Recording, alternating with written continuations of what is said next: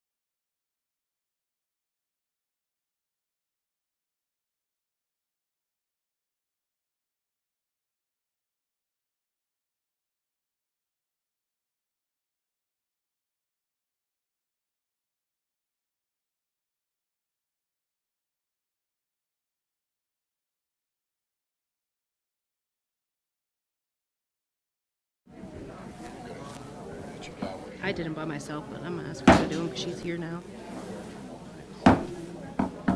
Welcome, everyone, as we reconvene this Board of Education open session meeting. I want to note we still have a quorum. Hold on just a minute. I Yeah. think they can't hear you. Are you on? Yeah, I'm on. No, it's not. Nope. There you go. There Is you it go. on now? Now it is. Try now. Sorry. Okay. Welcome, everyone. Thank you for being here. We are reconvening this open session meeting and just need to note that we do have a quorum. Still have a quorum. Closed session meeting was held today pursuant to General Provisions Article 3305B of the Annotated Code of Maryland to discuss personnel matters and to approve previous closed session minutes. So to start our meeting, we welcome Pastor Ken Elgeson from Spence Baptist Church to lead us in the invocation, and afterwards, please remain standing for the Pledge of Allegiance.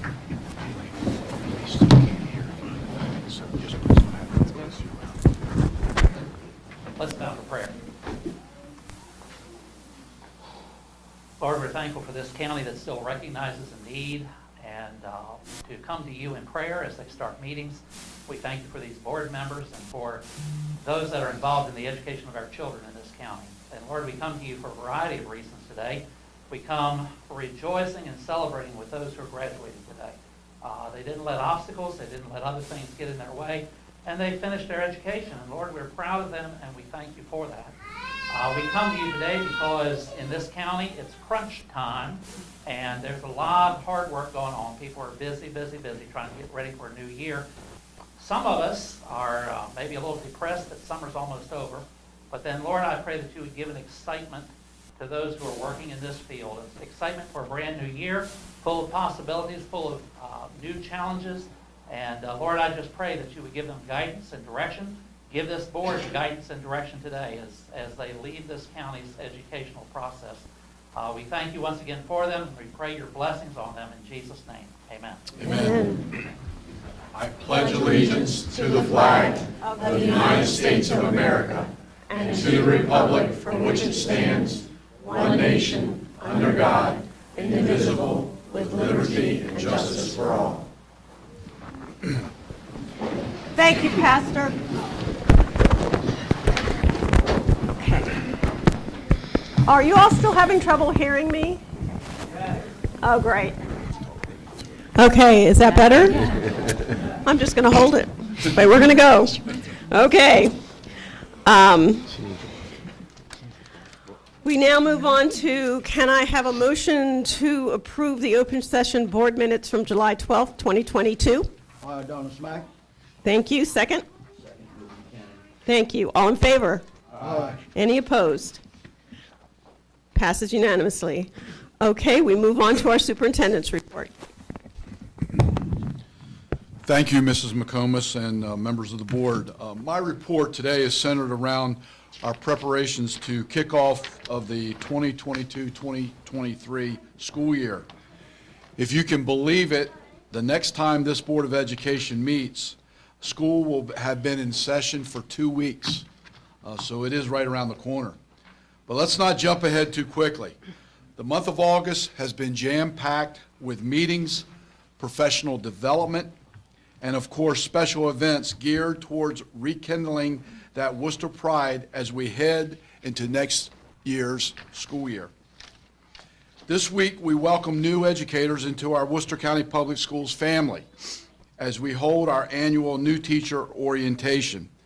As you know, our orientation for the new teachers is 9 full days of learning and networking and is followed up by a year-long mentorship.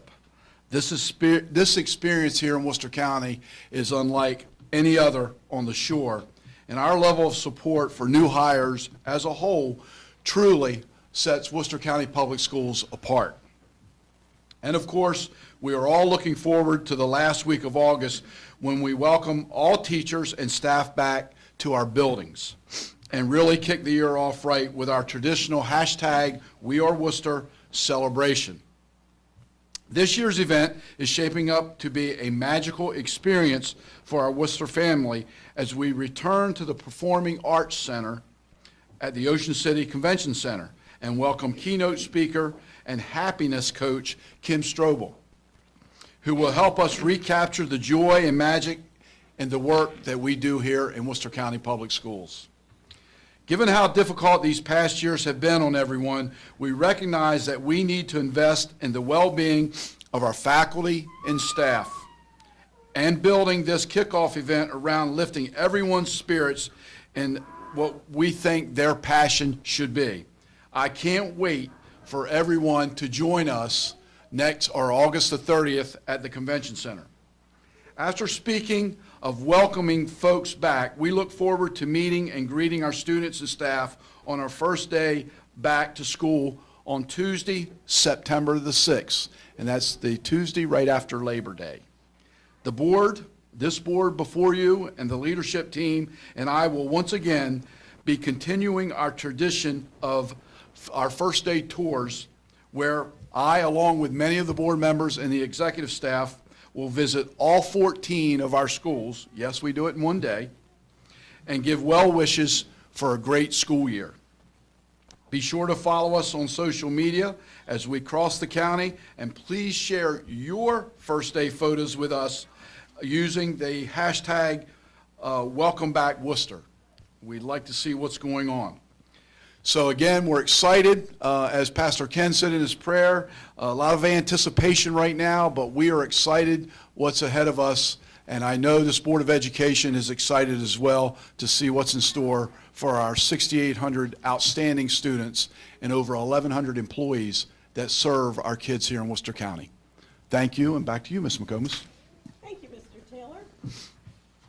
We'll now move on to our student representative reports. Thank you all for being here. You actually, our students are what comes first, and I can't even begin to say thank you enough for being part of all of this. We really do appreciate you. And we'll start with McKenna Selby, Pocomoke High School. Thank you, Mrs. McComas, and good afternoon, everyone. A wonderful session of Summer Academy has ended with over 100 students in attendance and over 5 field trips to campuses of higher learning attended. Our custodians have been working diligently to get our building ready for staff to return in 2 weeks. We are so grateful for all custodial staff. They take such pride in making our building beautiful, not only at the beginning of each year, but also throughout the year. Upcoming events include the new teacher bus tour on Thursday, August 25th.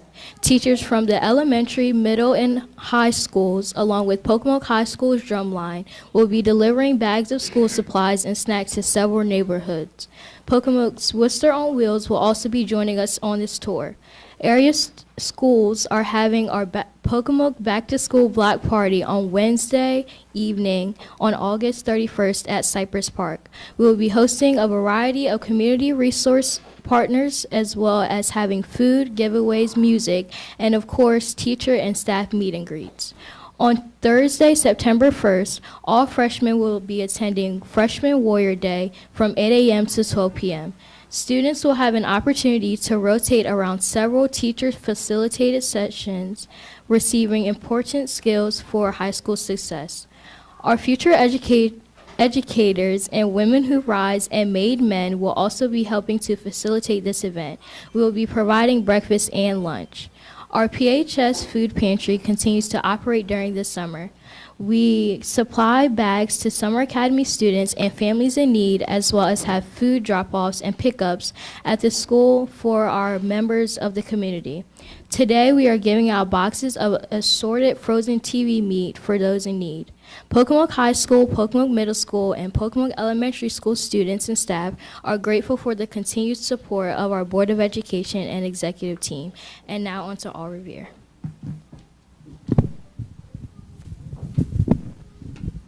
Thank you, McKenna.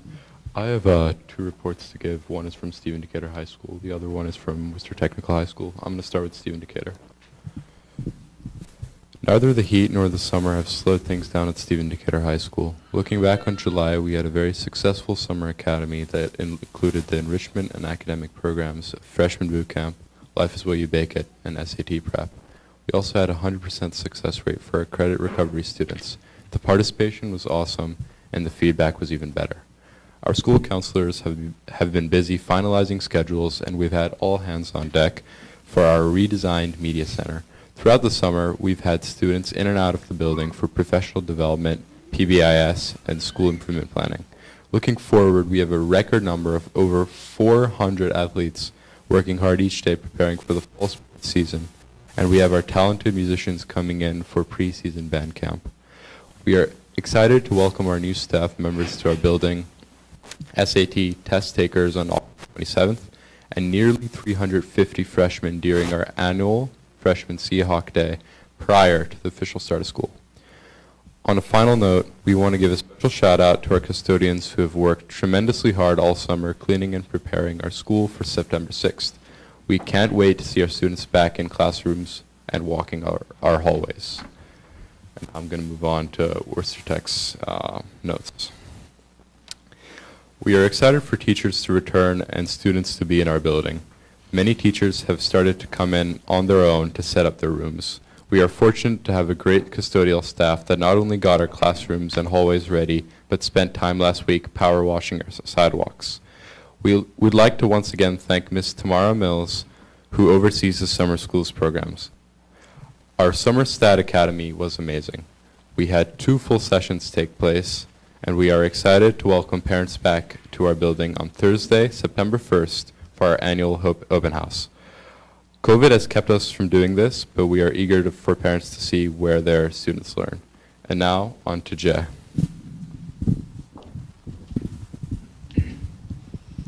Thank you. As we look forward to the 2022-23 school year, we would like to welcome our new teachers and staff to Snow Hill High School. I am excited to meet each of them and also excited about my senior year of high school.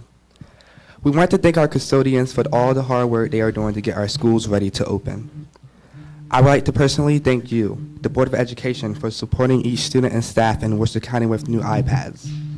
This technology has definitely made my learning more innovative. Snow Hill Middle and High sponsored a WOW event, Worcester on Wheels Dock Party. Families had fun fishing and eating down at public landing. We are looking forward to getting the WOW RV in the community soon. Fall athletics began on August 10th. Many students are participating in a wide range of sports during the season. Band and majorettes have begun preparing for a busy year with band camp, learning new routines and practicing for the football games.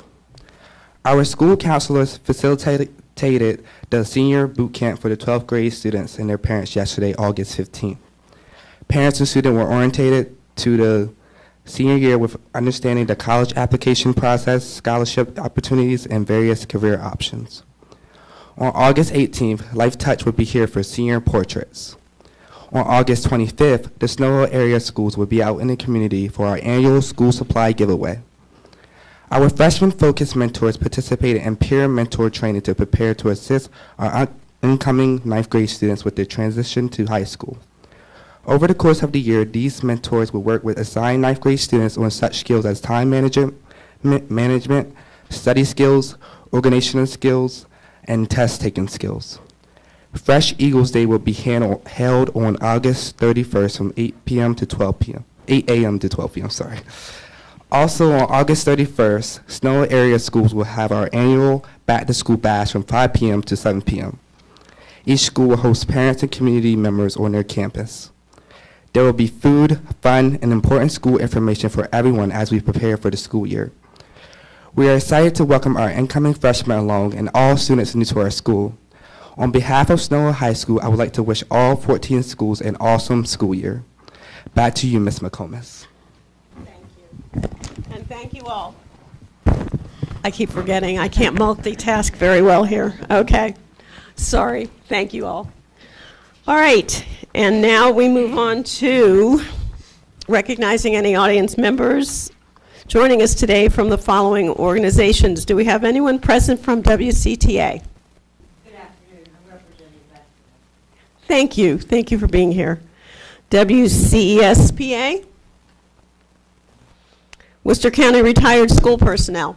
Hi, Ellen Shaw, glad to be here, and I want to congratulate the board on their proactive safety plan this year. Thank you. And any representatives from various schools? Okay. At this point, then, we move to a very important part of our meeting. And Dr. Wallace? Thank you, Ms. McComas. I'm going to introduce Angela Paris, who is going to introduce really the stars of today, our graduates. And I was speaking to someone in the back of the room, and I said, this is like one of my favorite all-time board meetings to see. And sometimes I get to see some of my former students up here getting your high school diploma, which is amazing. And it's going to open plenty of doors for you. But I also, before we start that, I want to thank Angela and her team for their leadership of this program. She does an excellent job. We talk about enrollment every time we meet and completion, and really just kudos to her for her outreach in our community. I know all of you appreciate her, and she knows all of you, so I thank her for her leadership, and best wishes from our school system to each of you. And it's nice to have, I know there's some little people in here that were like making a little bit of noise. That's great, because we never get little people here, so it's nice to like feel like there's some young people in the house. That was my preacher earlier who spoke, and during church he's always like, we love to hear little voices because we know it'll keep our church going. So keep bringing the little people because it'll keep our school system going. So I'll turn it right over to Angela. Thank you. I'd like to start today by thanking the Board of Education for their continued support of Maryland Labor's adult education program. This year we continue to serve students in both day and evening classes, online and face-to-face. We also continue to serve our population in the Worcester County Jail. And for the first year, we were able to have equity across all programs, with all students having devices, access to Wi-Fi, and being able to use all the same resources. Also in the audience today, I would like to recognize somebody that's here from the Division of Maryland Adult Education and Literacy. That's my boss at Maryland Labor, Laura Ostrowski.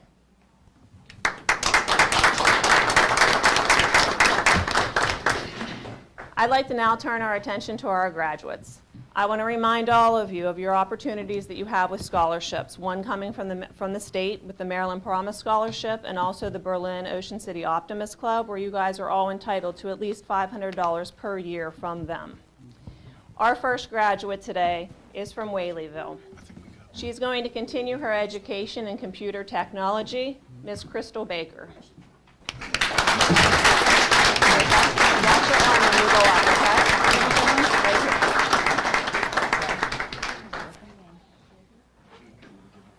You have to, yeah.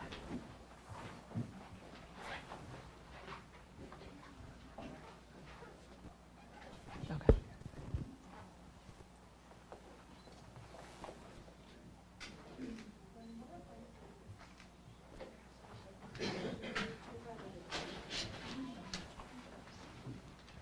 Our next graduate today is from Stockton. She's a mother, and she's also enrolled in online courses in medical. Miss Elizabeth Jones.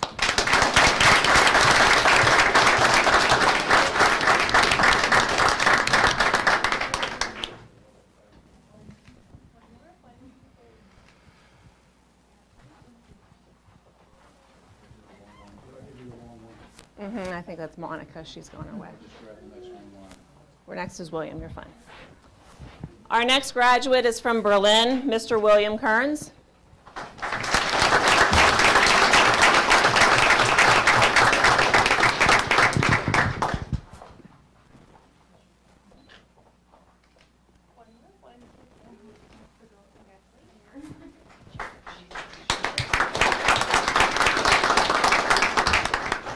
Our next graduate is from Pocomoke City. She's continuing her education in the fall in criminal justice. Miss Tanaja McKeithen.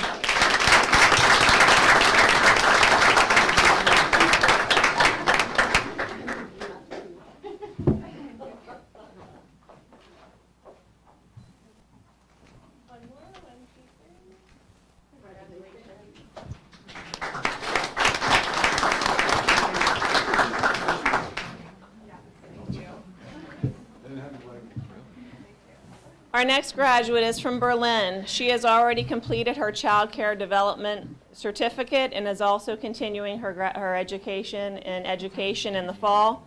Ms. Christine Opperheitman.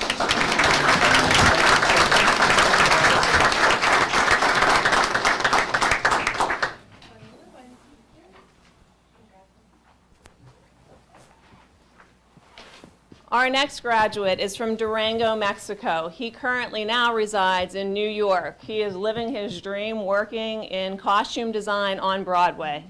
Mr. Jesus Felipe Ramirez Borrego.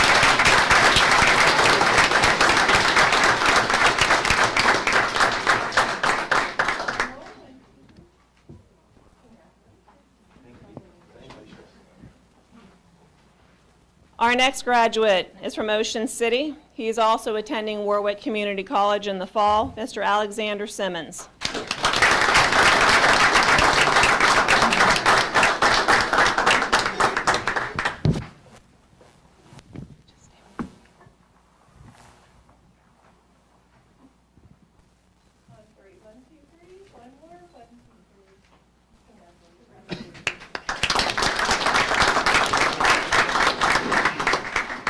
Our next graduate is from West Ocean City and currently works in the fishing industry in West Ocean City Harbor, Mr. Kai Taylor.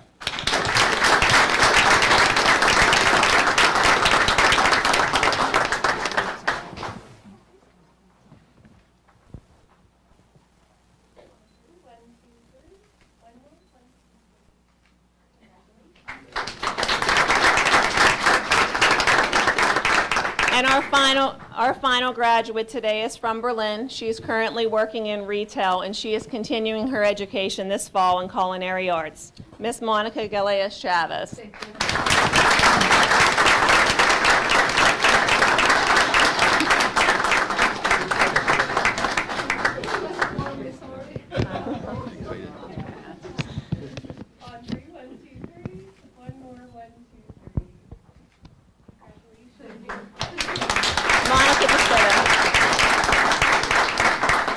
I would now ask that all of our graduates return to the front so you can take a group photo. And the families, if you want a photo, stand up. You can take it as well. Stand up if you have a camera. We'll be here as long as you need photos. Hop in here. There's 2 rows, tallest in the back. Perfect. Find your space. You can squeeze in.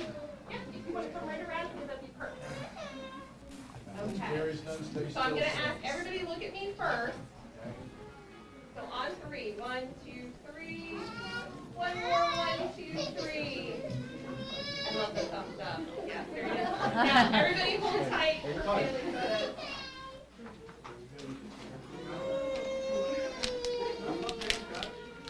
If you guys would like to come up to the front to take a photo, feel free. Here, honey, you want to stay with me?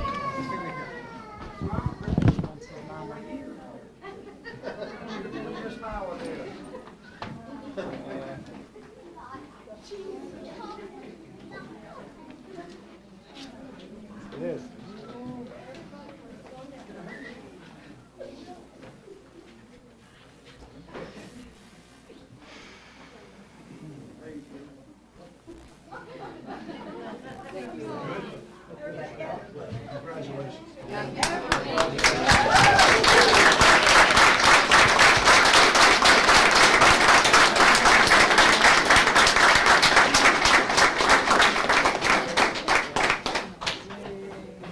This now concludes the recognition portion of today's ceremony. We are kindly asking that all guests quietly exit the boardroom to the rear unless you want to stay for the rest of the meeting. You can continue photos in the lobby and the front lawn, and then we'll be followed by our graduates.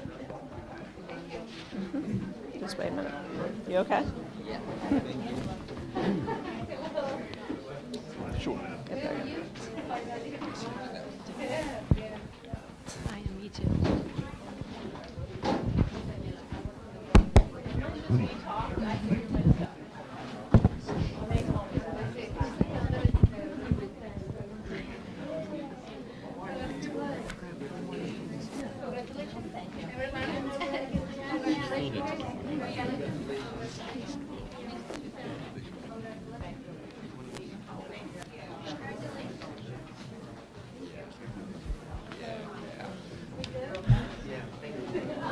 Show me the money.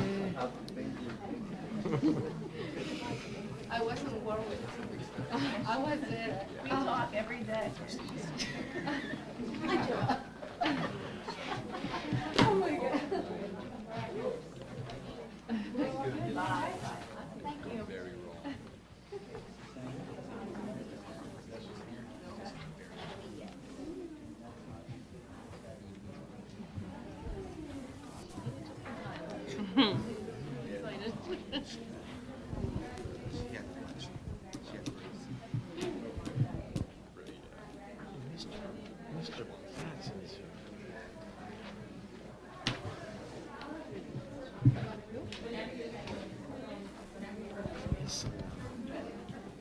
I feel like now I should always please move forward.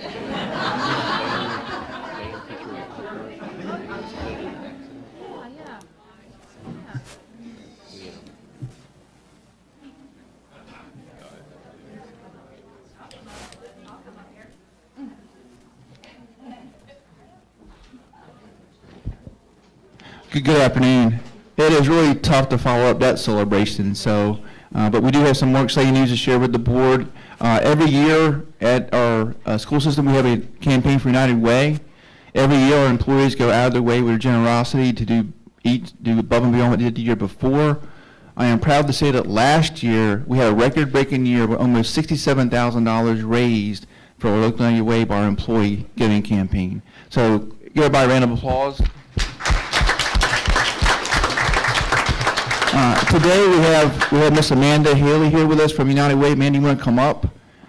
And we're going to call each principal or their rep up, and I'm going to announce the amount of money raised at your school. You're going to get your picture taken with Ms. McComas and Mr. Taylor. Stand over to the side, and we'll get a group picture at the end, okay? So Cedar Chapel School is first. They raised $1,750.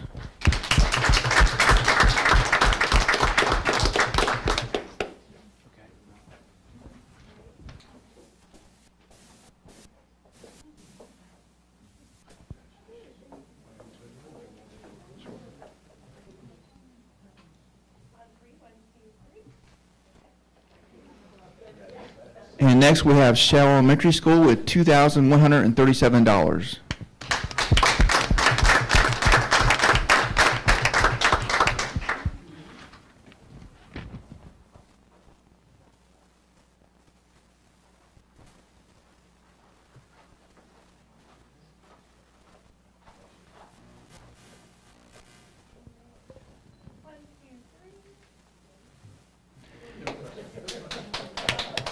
Next up, we have Snow Hill Middle School with $2,255.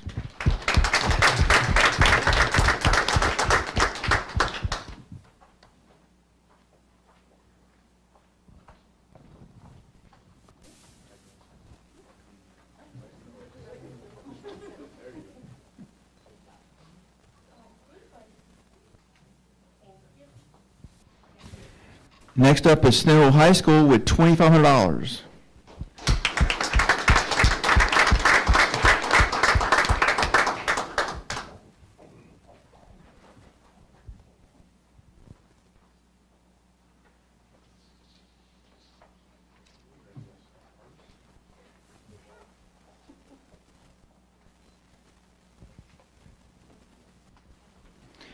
Next up is Pocomoke High School with $2,808.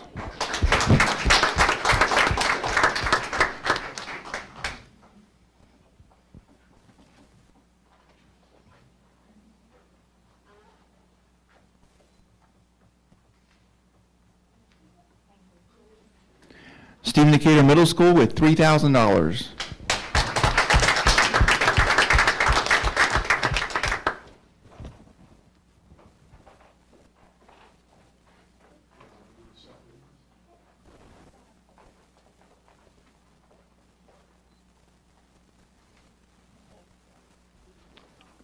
Ocean City Elementary School with $3,111.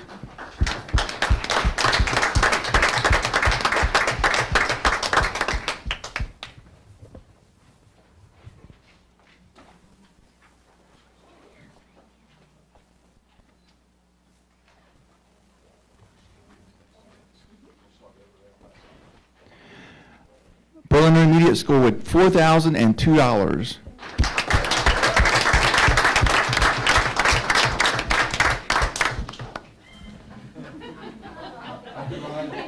That's why I say the hand goes up when you next year. Oh, I have one more. Sorry. Pocomoke Elementary School with $4,130.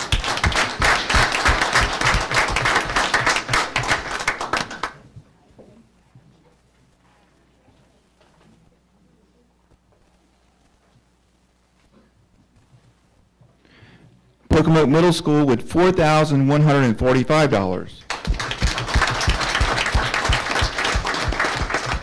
just hope to beat Matt's record, but it's on next year, Matt. It's on.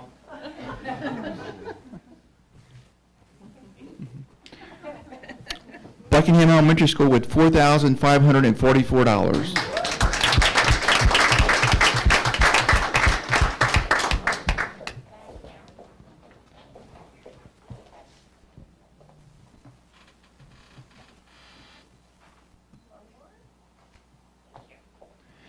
Worcester Technical High School, $4,602.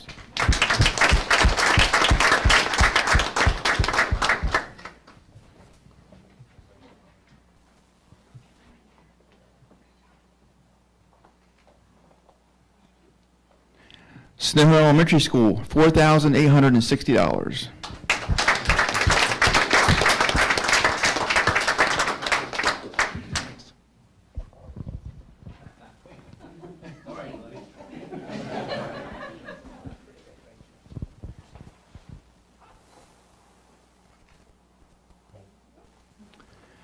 Stephen Decatur High School, $7,200.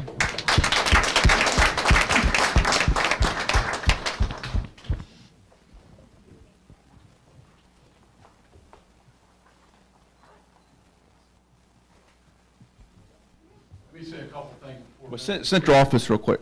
Oh, Central Office, okay. No, no, Central Office. Central Office, $15,752.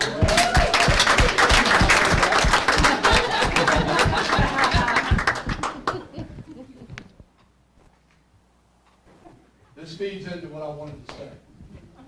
I've been very passionate since I was an educator in this county about the United Way, because not raising money, because I have seen firsthand what the agencies that they serve and financially support do to our school system in working with a variety of individuals and groups. The list goes on and on. When you heard each school come up today, every one of them met their goal. And I am a pusher for this as superintendent. Tom Sight's got to come up here last because he has the largest high school. When they were teasing each other about me beating them, it goes on size, there's a percentage and everything that goes into this, but we announced the total number. And so I know some of these principals get a little uneasy with me when I call them and say, you need to pump up your trying to give to the United Way. Our two agencies in Worcester County that our school system puts at the top are the United Way and the Worcester County Education Foundation. And our schools do a fantastic job in supporting other agencies, but supporting these two agencies. And so I'm grateful to each of them that they take time out of their busy schedule working with our kids to make sure that they speak about the United Way, speak about the Ed Foundation, and try to raise money to help these agencies. We could not do it without the support of the United Way, giving back to the agencies who come and serve our kids, our adults here in Worcester County. I have seen it over my 39 years firsthand. It really, it's something that most people don't see. We don't pay for a lot of services that we get from outside agencies, and they function and survive because of agencies like the United Way. So I'm grateful to them. Thank you for what you do. And when I took over as superintendent, we were down quite a bit. I think we were around $19,000. Yes, sir, you're correct. And I very clearly said to many of these people and others, we're going to change that. And we've gone from $19,000 6 years ago and sitting in the back of the room at the big event to raising $67,130. Is that right? Yes, $135. So that's a testament to our schools.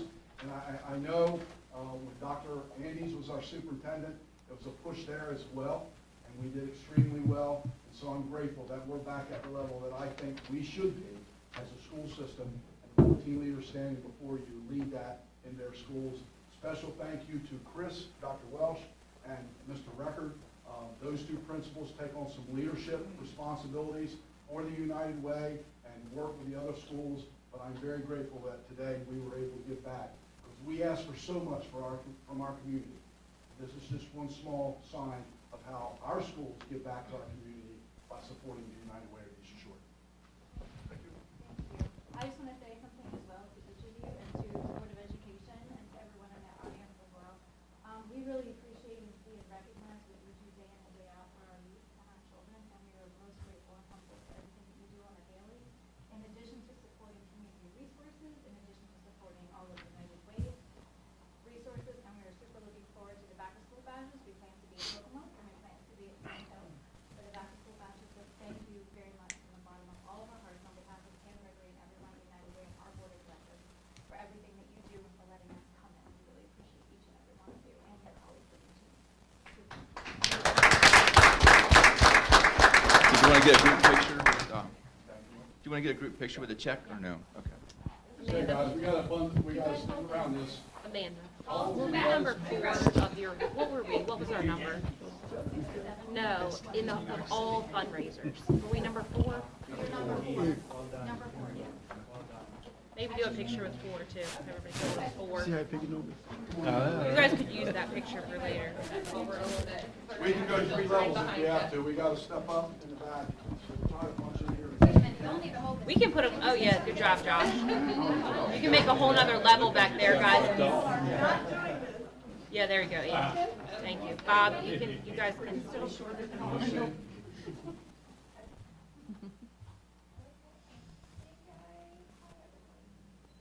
On 3, 1, 2, 3, don't move. One more. 1, 2, 3. Thank you.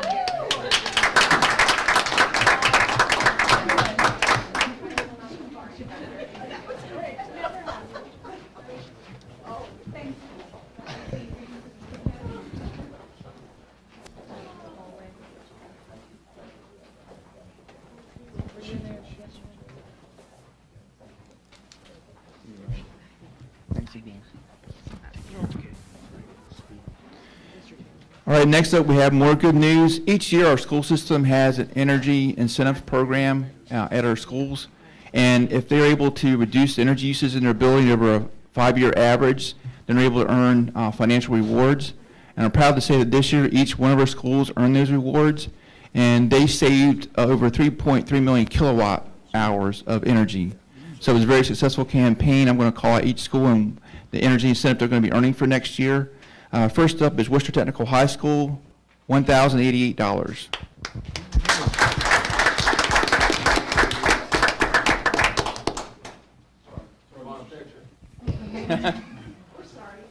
Energy incentive. Thank you, sir. Fastest I'll see you move.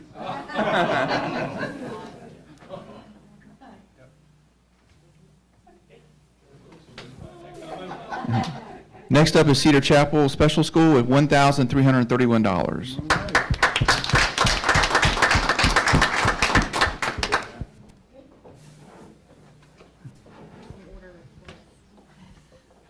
I did it in order of how much they saved from latest. Okay, show me where. Cedar Chapel. Probably. You can help them, Dawn. Next up is Dawn. Congratulations.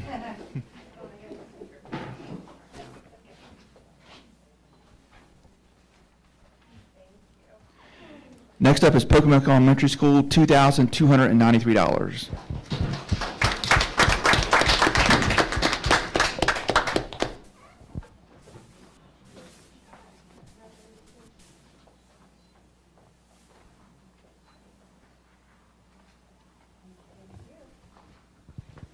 Next up, Ocean City Elementary School with $2,310.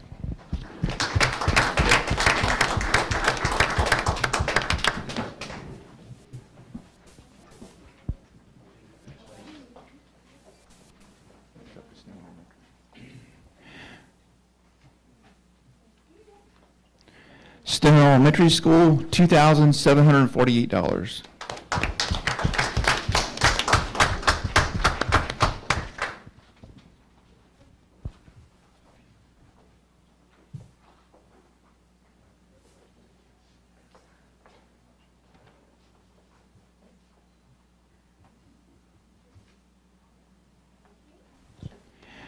Shell Elementary School, $3,259.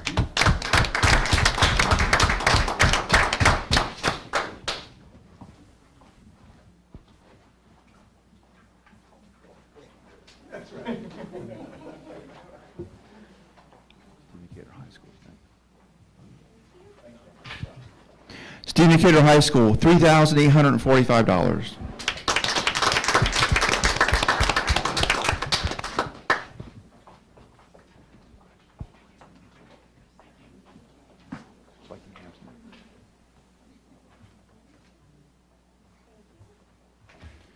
Buckingham Elementary School, $4,104.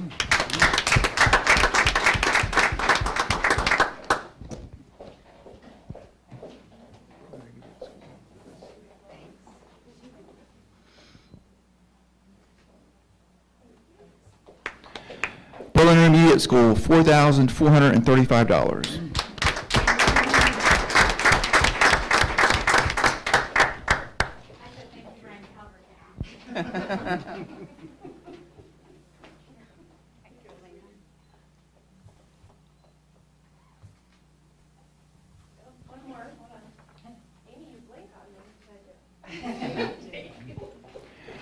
Stephen Decatur Middle School, $4,548.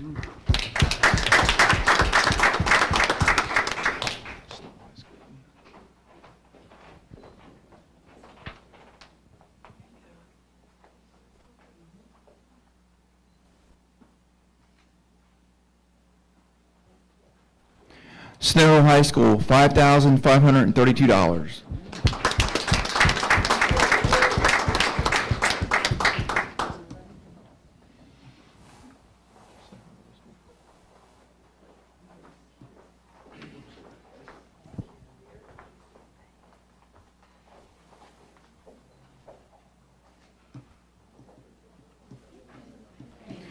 Snow Hill Middle School, $6,936.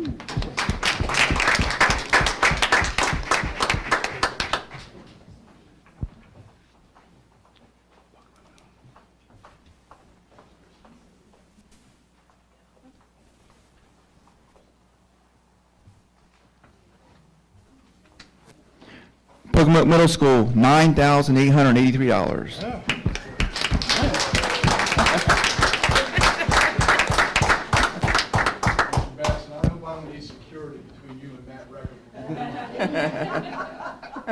Healthy competition. I got you. And the top energy earner last year was Pocomoke High School at $10,106.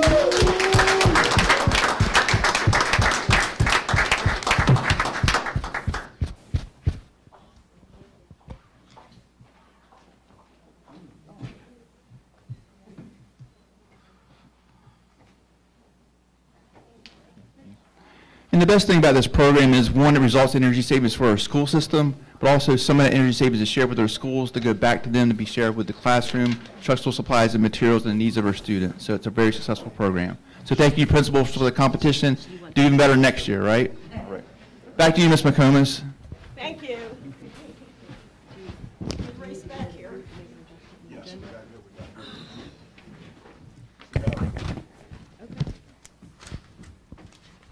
Okay, we're going to alter the agenda, revise just a little bit by moving up a section here. I know it's here. Okay. Okay.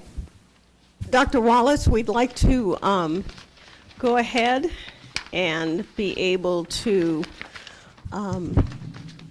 look at the naming of our school facility component and move that section up Sure. For everyone that's here? Absolutely. Okay. I would like to welcome Ms. Jennifer Rain up, who's going to make a presentation. And I spoke to, I think, both families when they came in, and I said, I appreciate Ms. Rain and Mr. Buchanan's work in making a promise that I made a long time ago come true. So I want to thank both of your families for being here.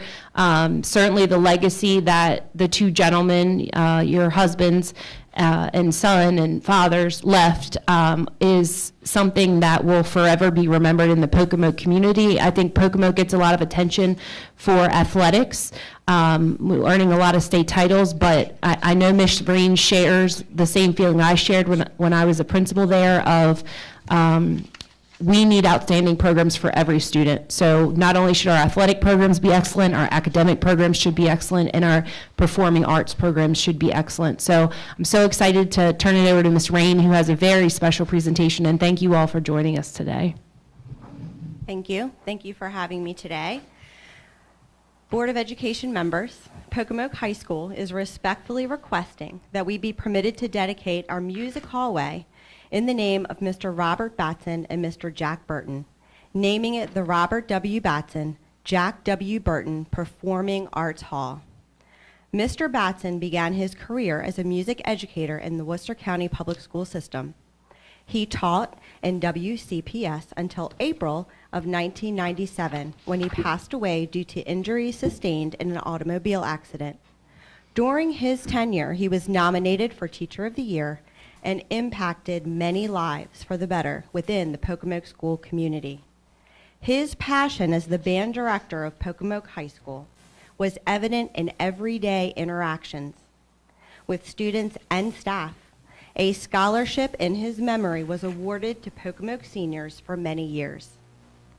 Mr. Burton was the band director at Pocomoke High School from 1982 to 1990. Before teaching at Pocomoke Middle School and then ultimately pursuing a career in administration in another county.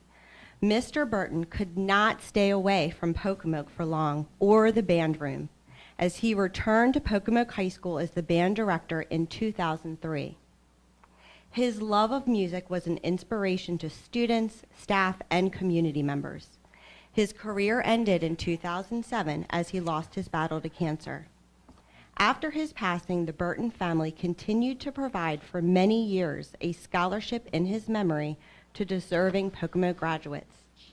Both men were mentors to students and staff and were revered by members of the community. It would be an honor for Pocomoke High School's Performing Arts Hall to commemorate these fine men. Thank you. Thank you. So the superintendent, would you like to do that? Yeah, I'd like to make some comments. Thank you, Dr. Wallace, and thank you. I'm going to defer my comments so that I can close with my recommendation, but I'd like to turn it over to Mr. Buchanan at this time because I think he has some comments, and then upon his making his comments, I think he will make a motion, but I will say, too, that I knew both of these men in my previous assignments in Worcester County Public Schools.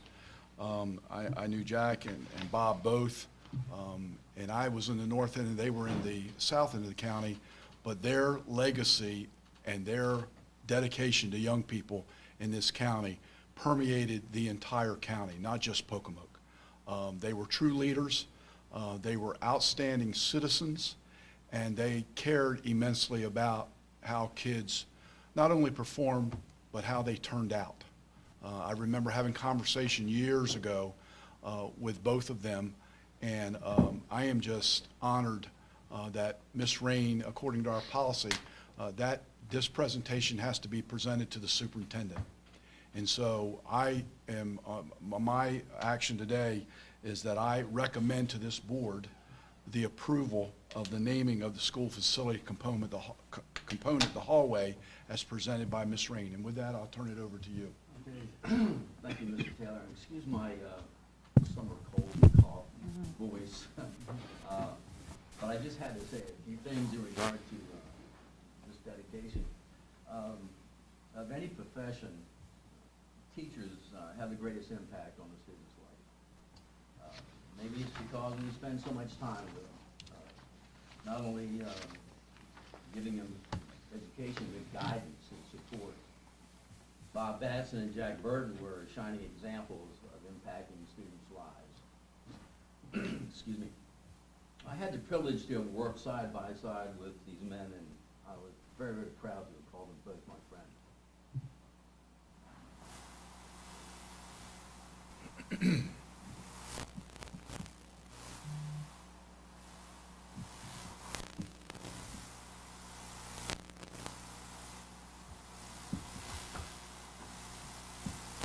For those of you that don't know in the audience, Bill Buchanan taught art at Pocomoke High School forever. And so when he says their friend, he was there with them their entire time, I'm sure. And Bill's legacy has been carried out here on this Board of Ed, but he had a very, very, very close relationship with both of those gentlemen. Excuse me. I therefore make the motion that Pocomoke High School dedicate their music hallway in the name of Mr. Robert Batson and Mr. Jack Burton, naming it Robert W. Batson.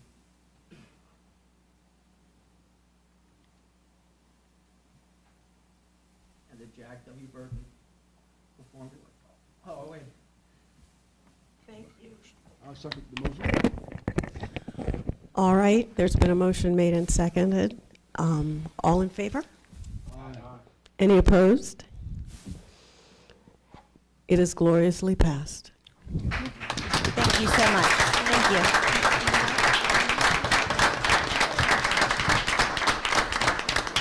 Dr. Andes, you need the mic. Dr. Andes. I don't think that mic's working. I just wanted to give you, thank you. I'd like to have an opportunity for the people who are here from the Burton family, if you could please stand and introduce yourselves to the entire audience. Please, please, please. Come on, you're a teacher. You can do this. Thank you for being here. And the Batson family, we have educators in the Batson family. Would you please stand and introduce yourselves today? You decide who goes first.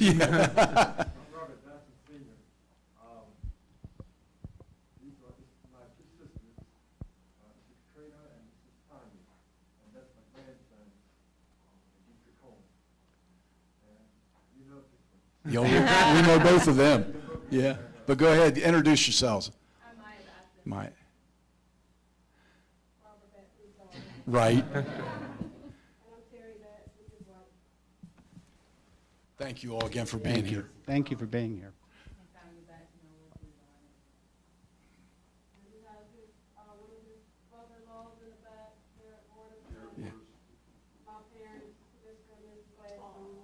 Oh, great.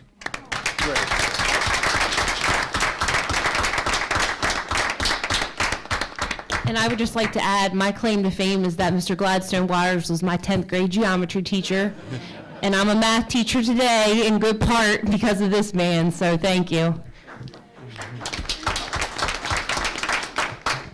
We're going to ask both families at this time, if you'll come forward, we'd like to do a picture. And I'm going to ask Board Member Bill Buchanan to be down in front for this presentation.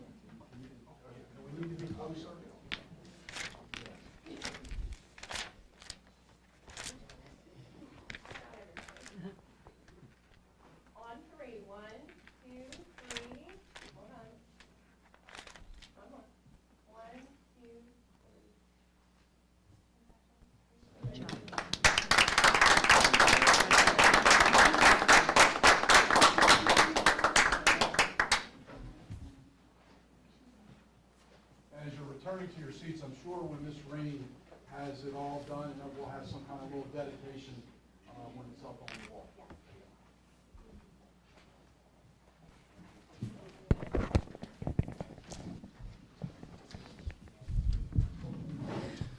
Thank you all.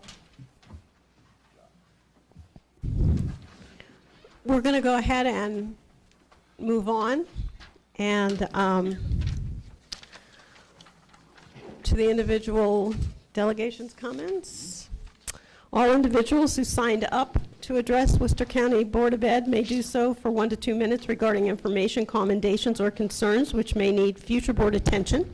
Concerns that are specific to an individual will not be discussed in open session and should be directed to appropriate district personnel for investigation. When you're called to address the board, please state your name and address for the record. Is there anyone? At the moment, we have no one signed up. So we will just go ahead, say thank you, and move on. We're now going to move to curriculum and instruction reports. Ms. Shorts. Yes, thank you, Ms. McComas. So we have one presentation this August afternoon, and it is a required presentation. COMAR requires certain things of the school system, and one of that is for every year our special ed department to present our staffing report. So we have our supervisor of special education, Ms. Wendy Phillips, here to do just that.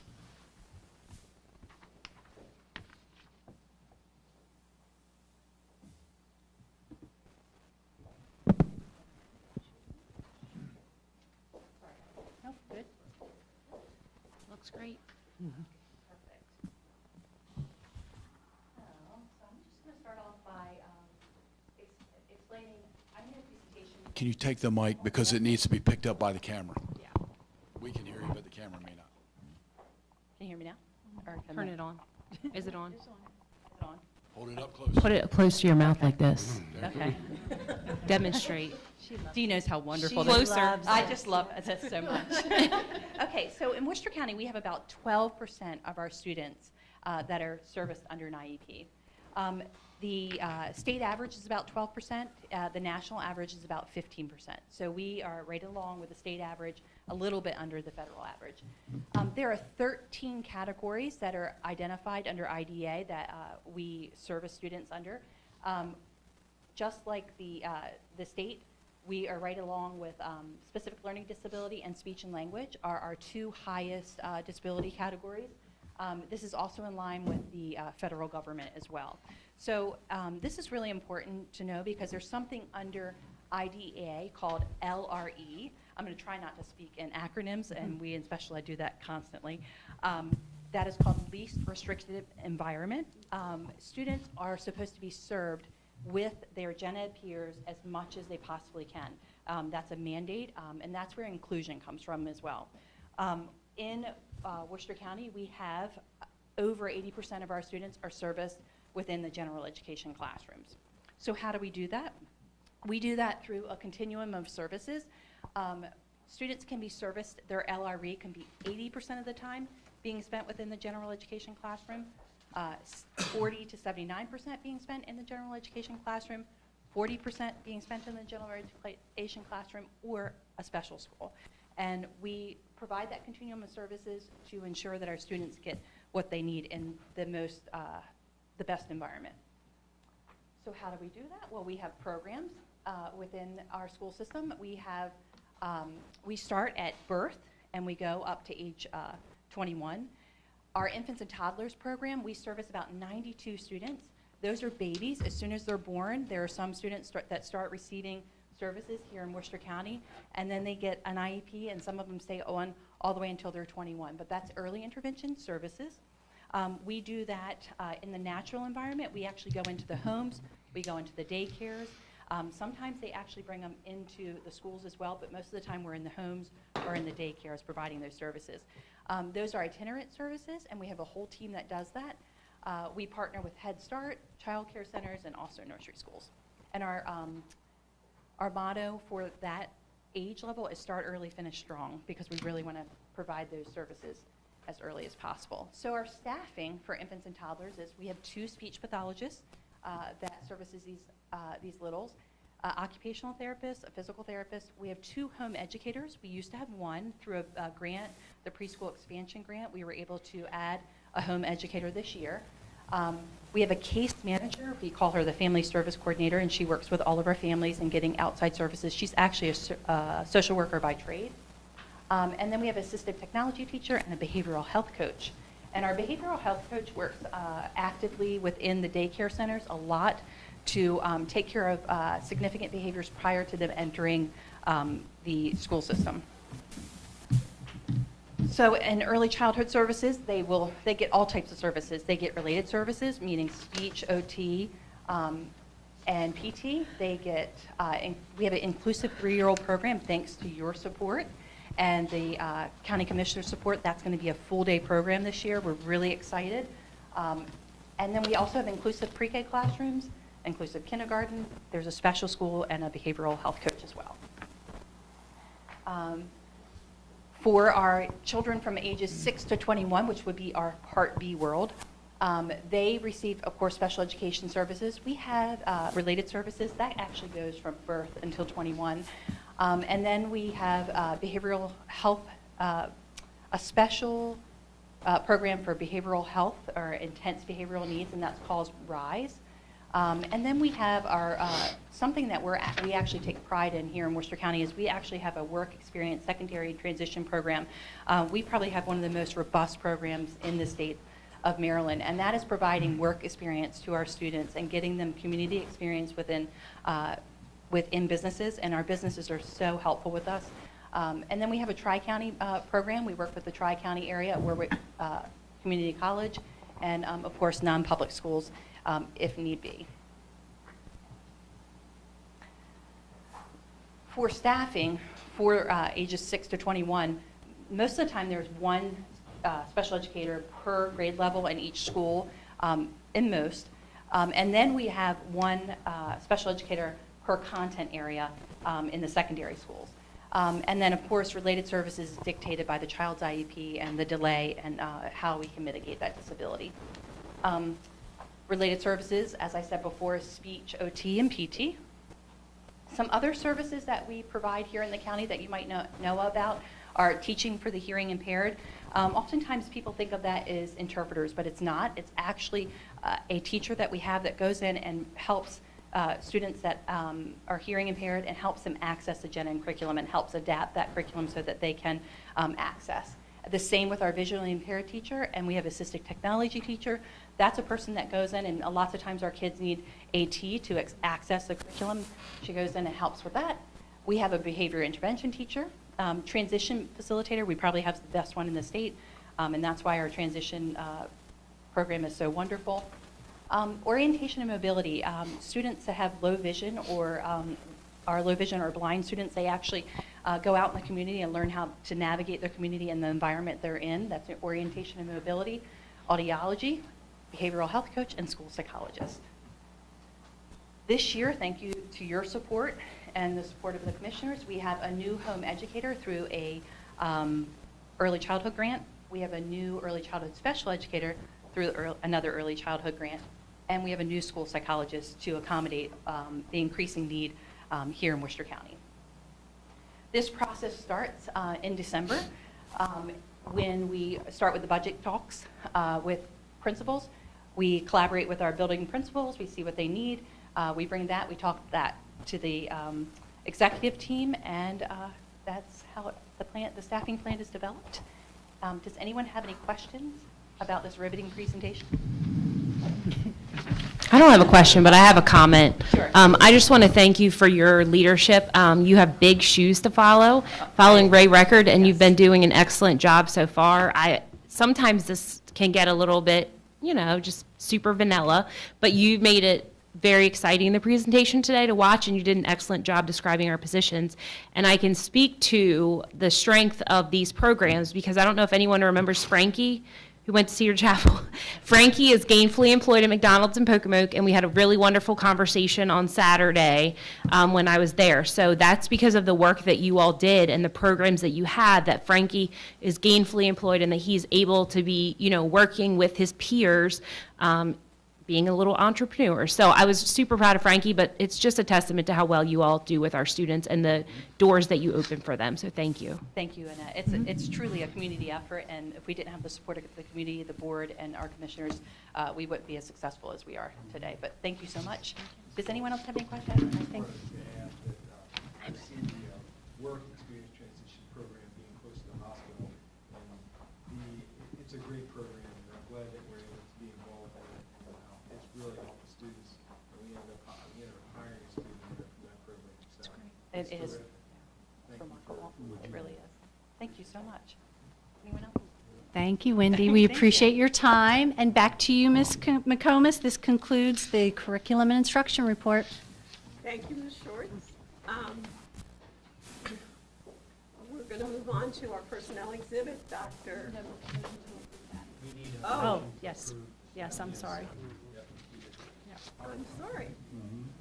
That's my fault. The superintendent recommends the approval of the staffing plan. So we need a motion to approve it, please. So moved as presented. Thank you. Thank you. Thank you. Thank you. All in favor? Aye. Any opposed? Passes unanimously. Thank you. Thank you. Okay. Well, now we'll move on to personnel exhibit and Dr. App. Thank you, Ms. McComas. I have for you this month's personnel exhibit for your consideration. Resignations this month, we have Lynn Bush, Educational Assistant, Stephen Decatur Middle School, Kevin Clark, Educational Assistant, Stephen Decatur High School, Sabrina Collins, Educational Assistant, Snow Hill High School, Lisa Eslin, Cafeteria Assistant, Stephen Decatur High School, Grace Godfrey, Educational Assistant, Stephen Decatur Middle School, Kara Kurtz, Special Education Teacher, Ocean City Elementary School, Caitlin Pages, Teacher, Pocomoke Middle School, Claudia Seifert, Educational Assistant, Berlin Intermediate School, and Macy Wellingoff, a Social Worker at Central Office.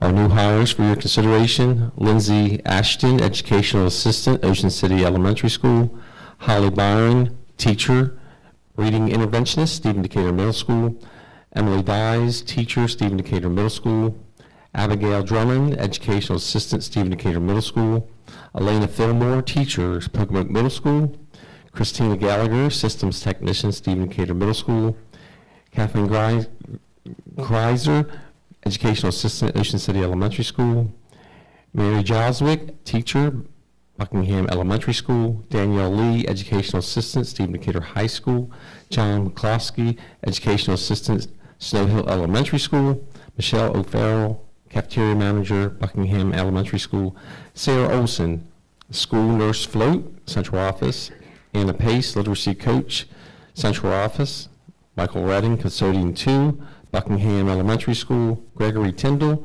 Educational Assistant, Stephen Decatur Middle School, Jennifer Ventura, Educational Assistant, Ocean City Elementary School, Victoria Williams, Social Worker, Snow Hill Area Schools, Hillary Young, Educational Assistant, Shallow Elementary School, Dana Tall, excuse me, we're moving into promotions. Dana Tall, Secretary, Grade 5, 10-month, Berlin Intermediate School. And leave of absence for your consideration: Taylor Tittemary, Education Assistant, Snow Hill Middle School. The superintendent recommends approval of the personnel exhibit as presented. Thank you. Can I have a motion and a second to approve the personnel exhibit as presented? I'll second it, Nate Pascal. Thank you. All in favor? Aye. Any opposed? Passed unanimously. Thank you, Dr. App. You're up again. I'm up again. Okay, thank you. I'd like to call to the front Mr. Sam Slacum and ask Mr. Chris Dellinger from Snyder Electric to accompany him. Mr. Sam Slacum will be discussing with the board the investment grade audit.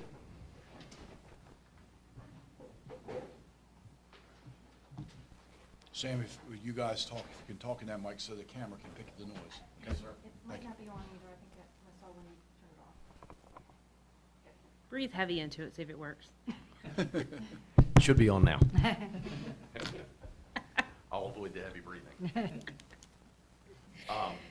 In October of 2021, this board elected to enter into an agreement for phase 1 of the investment grade audit with Schneider Electric.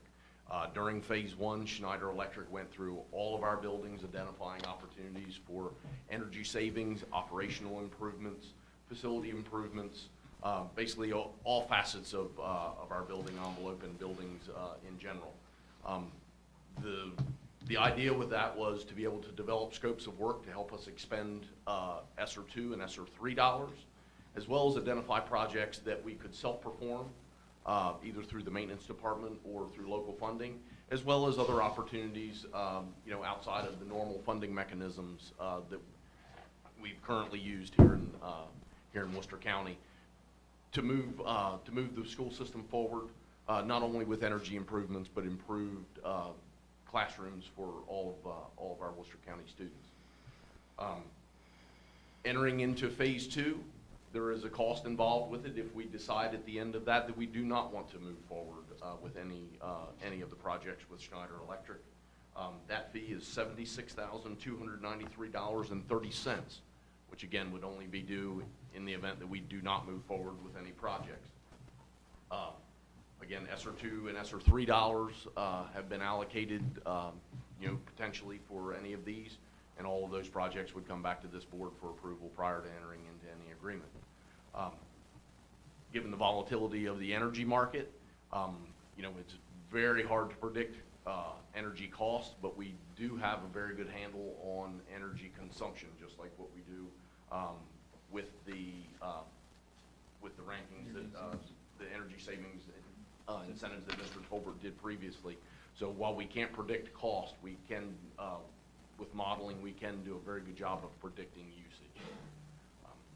So with that, on behalf of the superintendent, we recommend approval to move to phase 2 of the investment grade audit with Schneider Electric. Quick question. This is only for HVAC allocation for the air quality, correct?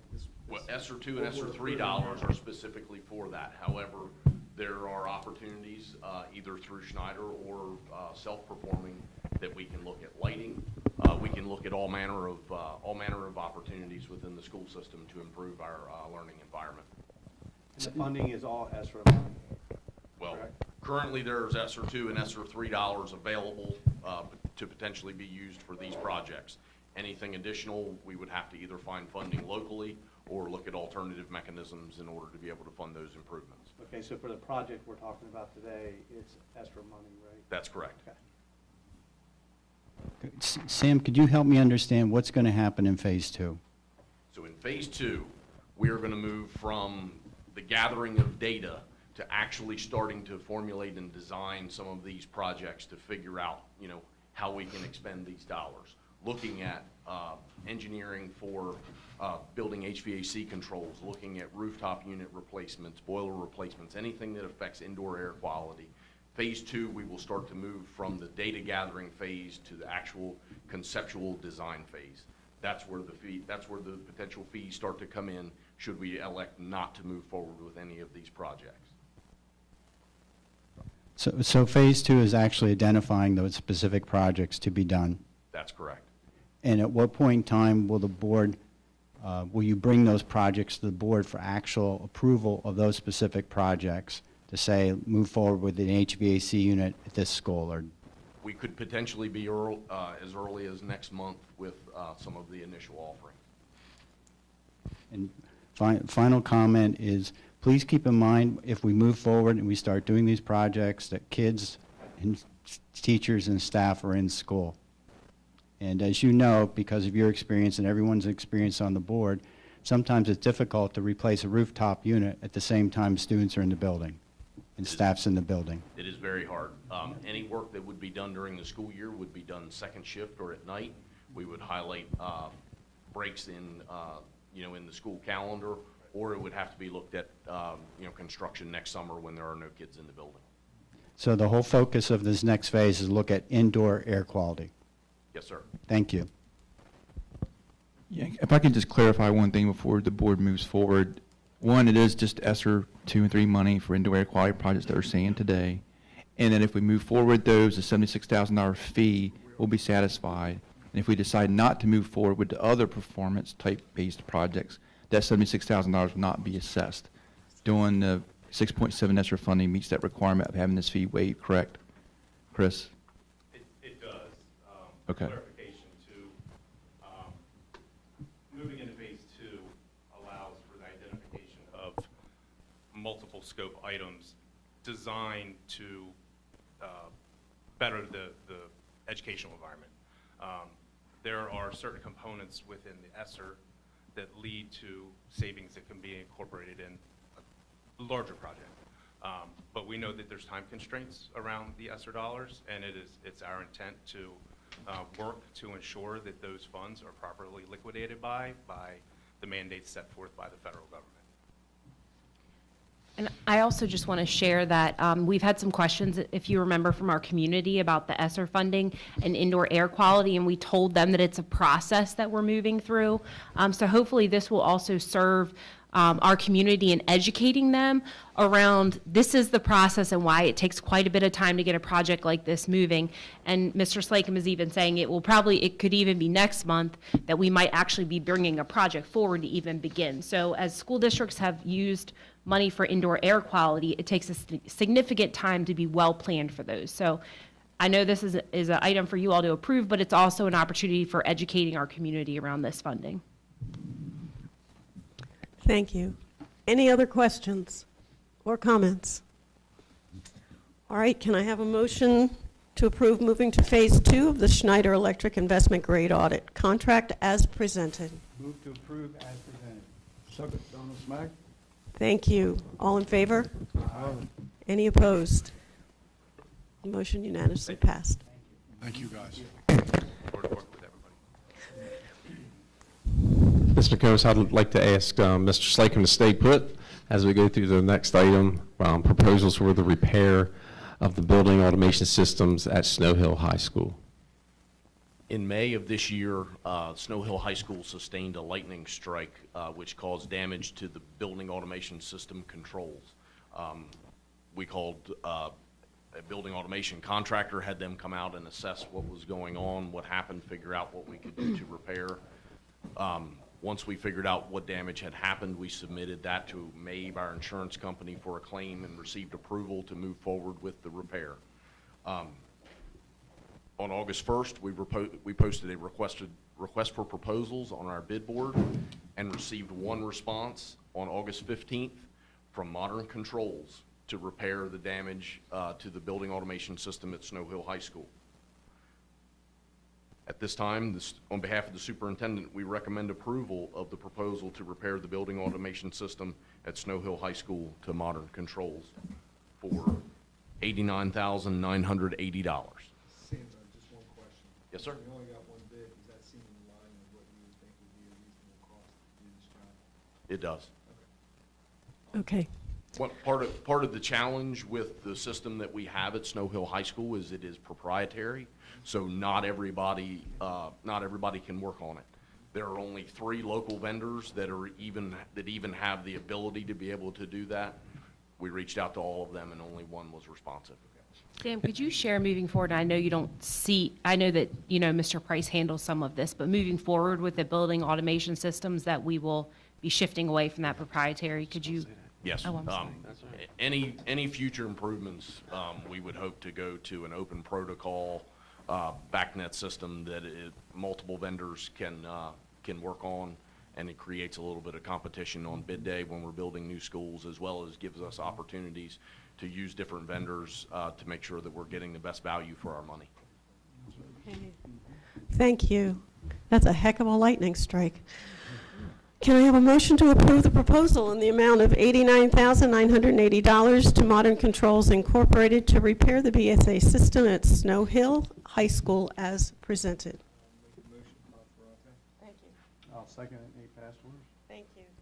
All in favor? Aye. Any opposed? Motion passed. Thank you.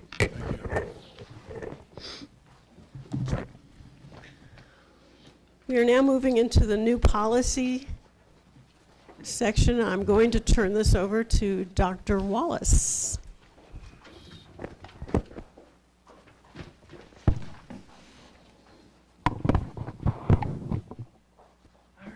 Good afternoon, afternoon. I have quite a little agenda in front of me to go through with all of you today.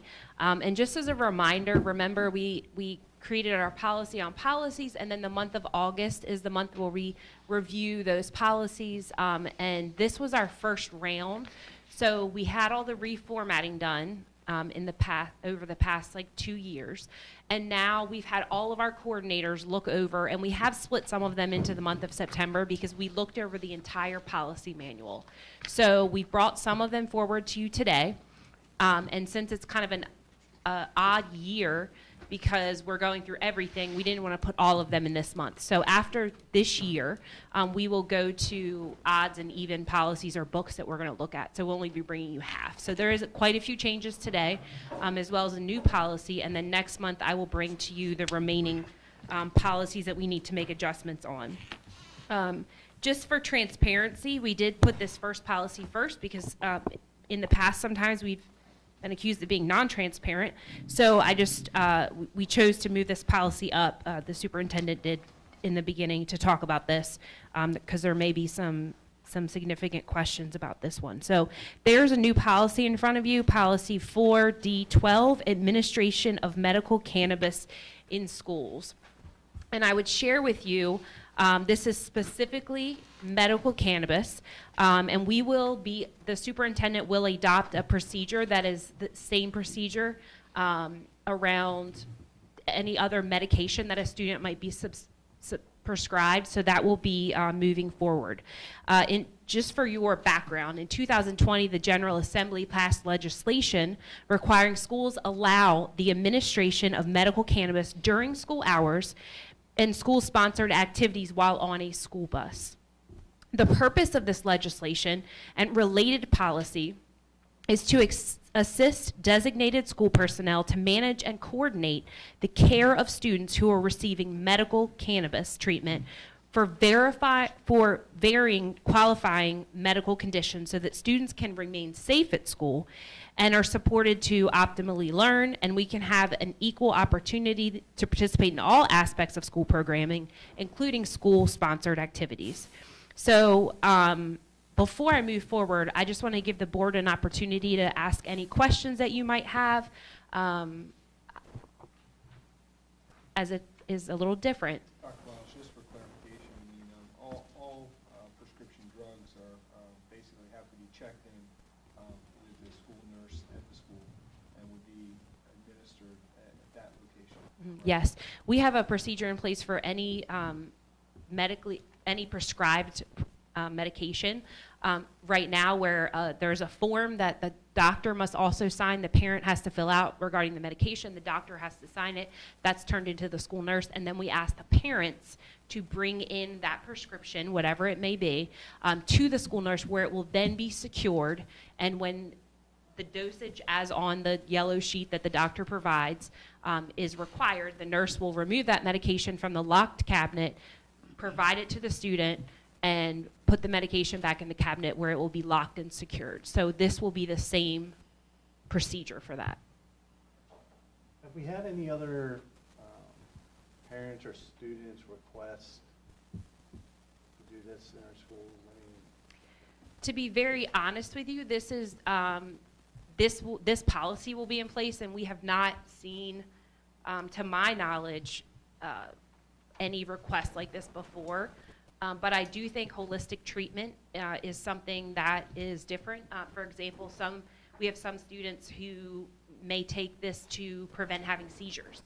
So it may be their seizure medication. So I can't speak to any that we've had, but again, we're required to have this policy because the General Assembly created it, and our main purpose is keeping our students safe.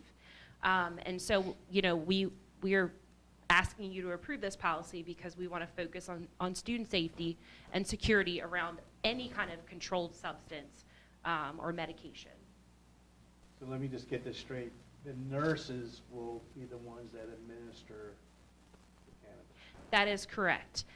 There are certain times where like a substitute nurse may be present, but in those cases, even as a high school principal, for example, I did not have a key to the medicine cabinet. So that is always, whether it's regarding medical cannabis or any other substance or medication, no one has, the only access to that is by the school nurse or potentially a substitute nurse, which we have the same qualifications as the school nurse.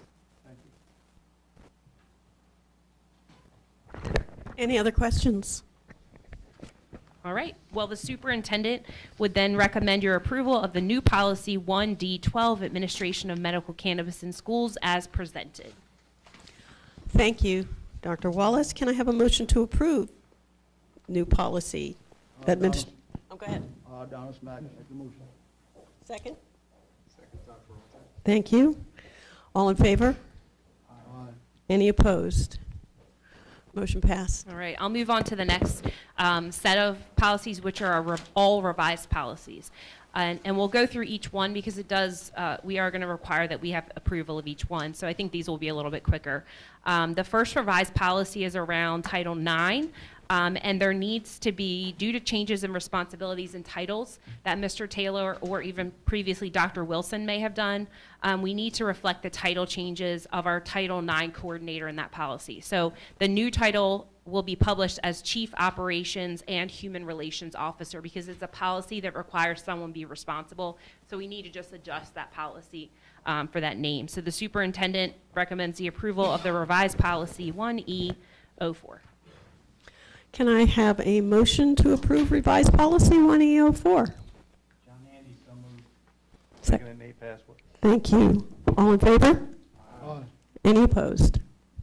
Thank you. The next policy is the revised policy 3B01, which is recognizing unit recognition, negotiating unit recognition, and as well there needs to be an addition to to change the titles to chief executive officers rather than superintendent and assistant superintendents, because that is the current titles of Mr. Taylor's team. So the superintendent would recommend the approval of revised policy 3B01 as presented.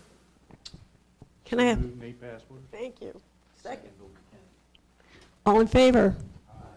Any opposed? Pass. The next policy is the revised policy 3D03, which is the employment of substitute teachers. We felt it was necessary for our current practices to be correct in this policy. So we did have some revisions around how substitute teachers get assigned to vacancies, the role administrators have in that process, and teachers have in reporting those absences to get a substitute. So those are just some changes in order to reflect our current practice. So the superintendent recommends the approval of revised policy 3D03 as presented. Can I have a motion? Thank you. Second. Second. All in favor? Any opposed? I know we're moving through these quickly, so please feel free to ask any questions as we move along. The next policy, which is policy 3D04, the selection and appointment of certificated and non-certificated personnel. Again, we just needed to reflect our current practices in this policy because the policy was not reflective of what we actually are doing right now. So there's just changes there to reflect current policy. And the superintendent would recommend approval of revised policy 3D04, selection and appointment of certificated and non-certificated personnel as presented. Can I have a motion? John Andy, so moved. Second, Donald Smack. Thank you. All in favor? Aye. Any opposed? All right, the next revision is also a revision around some definitions or the word that we use. And so as you can see when we go through this, with the reauthorization of No Child Left Behind, which has been quite a bit in the past, the term limited English proficient, which we would say LEP, was eliminated. And so now these students are referred to as English learners. So we need to change everywhere we see limited English proficient, and we are going to put English learners in that policy. So that was just a word adjustment there to reflect the legislation. So the superintendent would recommend the approval of revised policy 2A12 as presented. Can I have a motion? Motion to approve. Second. I'll second it, Nate Password. Thank you. All in favor? Aye. Any opposed? All right. The next policy is a revision to policy 2A15, and that's around adult education programs. As you may have noticed this morning when, or earlier this afternoon when Ms. Paris presented, she mentioned the Maryland Department of Labor. So the Maryland Department of Labor is now overseeing our adult education programs. It was under MSDE. So we're going to replace the MSDE language, which is the Maryland State Board of Education, with Maryland Department of Labor. So the superintendent would recommend the approval of this revised policy 2A15 as presented. Can I have a motion? So moved. Second, Donald Mack. Thank you. All in favor? Any opposed? All right, the next policy revision is 2A14, and this is regarding physical education and athletics programs for students with disabilities. The language there was changed from adapted to adaptive, and this was to reflect that, you know, we are very proactive, I think, in our approach with our students, and I think we've even had a couple presentations to the board where the Worcester Tech engineering students, if you remember, showed us the basketball shooting apparatus that they created so that our students, that we adapted the game so that they could play, not gave them a different game that they got to play and they had to adapt to. So we've been very progressive in our district, but again, this just needs to be a language change around going from the word adapted to adaptive. So the superintendent would recommend your approval of the revised policy 2A14 as presented. Can I have a motion? Thank you. Second? Second, Donald Mack. Thank you. All in favor? Aye. Any opposed? All right. And again, just so no one wants to make a comment towards us hiding anything, our next policy revision is 2A04, and it is around family life and sexual education. So the policy needs to be updated to reflect changes at the state level from the state that are required in COMAR, section 13A04-1801. So this is not a change that we're bringing to you because Mr. Taylor or Dr. Wallace thought it was a great idea to just make a change. This is required by the state in accordance with our Code of Maryland annotated regulations. So there was language that needed to be added about the opt-out option. There has always been an opt-out option for family life and sexual health units. However, the state now requires it to be slightly more detailed and outlined in the policy in a certain way. There's also a required update for health certification for teachers teaching this course. So they have to be health certified. There's a significant difference. We like to show a lot of respect for all of our professionals that we work with. And being PE certified is very different. Sometimes people throw those categories together. It's very different than being health certified. So there's also that change that's reflected that we needed to have. And so again, this is the state requiring our policy to be slightly more detailed in order to match COMAR, and also around the requirements that our certifications that our teachers need. So any questions around that? Yeah. Yes, ma'am. Sorry. Sure. What kind of detail are we looking at here to up that opt-out? That's a really great question. Literally, there are things that are very specific. If you remember, there's been some conversation about, oh, well, we don't get to opt out of this, but we can opt out of this. I think some community members have come forward and spoken at board meetings around that, and so we've got to be really reflective of exactly what the state says around who can opt out and who can't. So, and which portions, our policy just wasn't descriptive enough around, you know, when you get to this grade, you can opt out of this and this. When you're in this grade, you cannot opt out. So it's a lot of little tiny things that is in the presentation that you have before you. I do not have all of those things memorized. I certainly could get back to you with more details if you would like, but they are all in your packet. And it's not, we're not making any decisions on our part about opt-out. It is legislated by the state, and it says to us exactly what we have to have in our policy. So we've changed it to reflect what the law says, or we are proposing to change it. How wonderfully frustrating. Thank you. Yes. Okay, so we do have it in our packet, and we do need to look that over, and obviously it is a state law, so. Yes, sir. Clarification,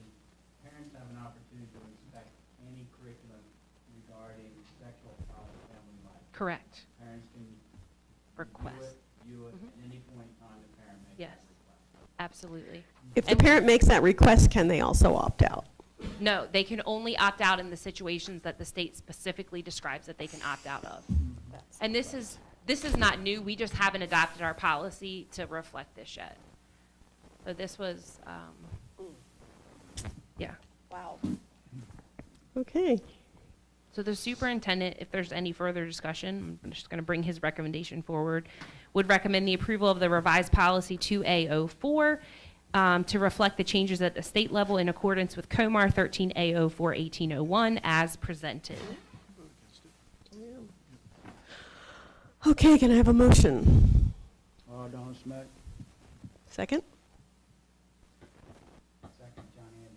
Thank you. All in favor? Any opposed? Nay. We have two nays. 2 nays. Okay. Thank you. Let the record show Let the record show we have 2 nays. Nate and me. Nate and Mrs. McComas. All right. The next policy we'd like to bring before you is policy 4D09, and it's the local health and wellness policy. Every 3 years, the state requires us to revise our health and wellness policy. Please don't confuse that with the health education or family life that we were, and sexual health that we were just talking about, because these are very different. This year, the policy had to update 2 things. We were required to add out-of-school time to our nutrition guidelines section, as the standards do not just apply to the school day around nutrition, that they apply always, after school, before school, on weekends, at events. And then food service also had to update the Maryland nutrition standards for all foods sold in schools, that they need to be smart snacks that are in accordance with the Healthy Hungry Free Kits Act of 2010, which was revised then in 2022. So the superintendent would recommend your approval of this health and wellness policy, which, as you can, as just shared with you, is mainly around nutrition and wellness, and you know, just it's not good to go buy a Snickers bar in the afternoon or in the morning in the afternoon like I did when I was a student. We have some health regulations around healthy snacks, and it's to create healthy eating habits, because as we see, the research shows us that many of our students are obese at very young ages. So that is, again, a requirement from the federal government down to us. So the superintendent, certainly you can ask me any questions as well. Any questions?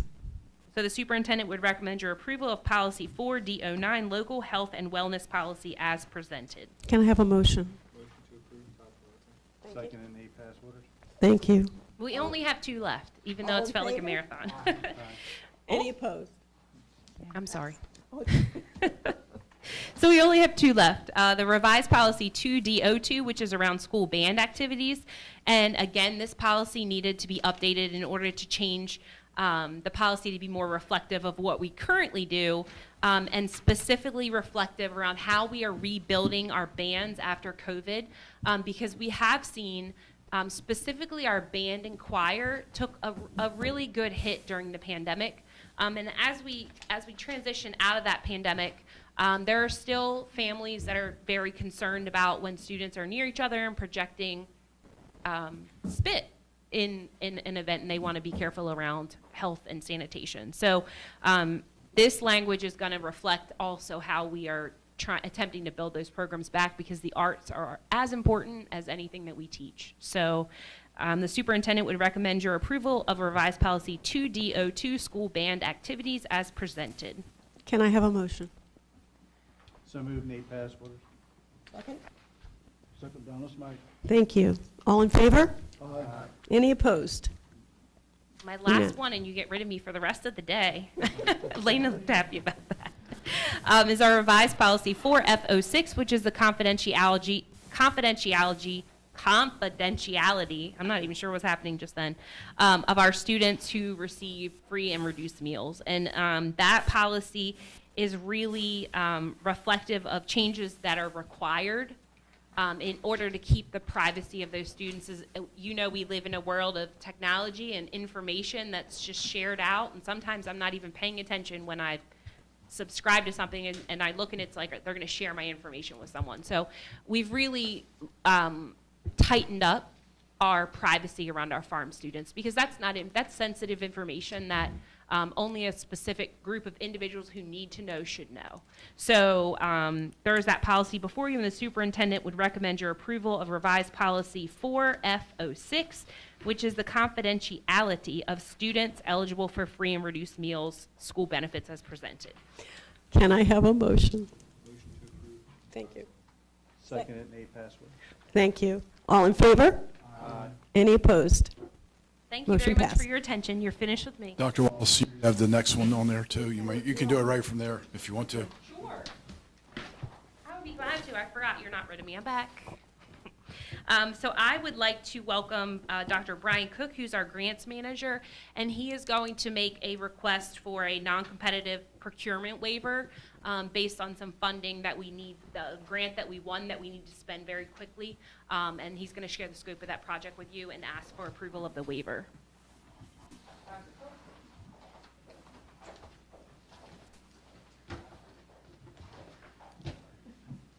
Ms. McComas, good afternoon, board. Thank you for having me here today. Worcester County Public Schools is very fortunate that we have received 2 grants. I want to read it off the list to make sure I say it correctly. The Maryland Emergency Education Relief Grant, which the purpose of the procurement of this grant, specifically for our purpose, is to expand the distributed antenna system, which I'll refer to as a DAS, in our school systems. And what that's going to do is going to, if you've ever been in some of our schools, we know that the cellular coverage is a challenge in some spots, specifically related to safety and communication aspects. So we were very fortunate. The Department of Housing and Community Development has essentially taken a piece of federal grant and able to be our pass-through down to us. And they made a grant opportunity available, which in collaboration with Dr. Mensa and Carla, my predecessor, they were able to secure this grant. However, when we got the grant, we didn't get it until June. Once we got it, we quickly moved through the process of doing a needs analysis of what that would look like and looking at our critical areas. However, due to the stringent timeline of this, to spend the money out before we would have to give it back, we would have to request a federal waiver, which we have sent to our pass-through group at the state, which they have approved, which was given to you guys as well. But now, as a part of our process, we have to have a request waiver from our local side, which would be specifically policy VB-02, bids for supplies and equipment, so we can move forward with the Governor's Maryland Emergency Education Relief, also known as the MERE grant, which essentially for our purpose is $395,000 as well as $88,000. To kind of move through this process, we have to have our money secure, not necessarily spent out, but we have to have it obligated and encumbered by September 15th. So the timeline to bring a vendor in to do an analysis, what we did our initial analysis, now we would have to have somebody go into all 14 of our buildings. And as you can imagine, living in our rural area, we don't necessarily have people close who can do some of this work. So to pull people in, we don't have the ability to live up to our regular bidding process. So we would like to ask for that waiver of the non-competitive bid. But we've already gotten approval from our state, so if we can get our approval from our local as well. Can I have a motion? Any questions? I'm sorry. Can I? If we were to put it out for bid, how many vendors do you think would bid on this project? In the state of Maryland? Locally. Locally, like if you define locally as an Eastern Shore, Yeah. zero. If you want to define locally as regionally, possibly 2, if you include like the Baltimore region. Okay. And just for the board's clarification, we will still get pricing from different vendors and to make sure we're getting a good price. But we won't have to execute through the formal bidding process, but we'll still get prices from different vendors. Thank you. Can I have a motion to approve non-competitive procurement waiver as presented? Motion, I'll second it. Thank you. All in favor? Any opposed? Thanks, Brian. Thank you. We now go to Mr. Vince Tolbert. Yes, ma'am. We have 3 items under fiscal operations today. The first up is an update on Stephen Decatur Middle School addition project with Mr. Price and Ms. Lindsay Hill, and also requisition number 9. Mr. Price. Thank you, Mr. Tolbert. Good afternoon. Good afternoon. Lindsay is Hill with update number 9, and we have a requisition for your consideration. Lindsay? Good afternoon. It's been a very busy summer for us. Stephen Decatur, obviously. We've had band edition has been our focus along with the secure vestibule. So we have a couple of photos from the updates, but the last 30 days, again, these two areas have been our main focus to make sure that we're getting ready for the school to open for the students. In addition to that, the penthouse and getting the classroom addition watertight have been our main focus. So the roofs were huge. We made sure we got our roofs in. The first photo here is that penthouse on top of the classroom addition. So you can see there we have the framing, the dense glass. If you drive by, you'll see the spray foam insulation on the walls as well. And we're putting in the mechanical and electrical units inside the penthouse. Second photo here, some work done in the existing school. The new televisions have been put in, so 39 cameras, or 39 classrooms, I'm sorry. Walls have been painted and freshened up in the locations that we removed the marker boards.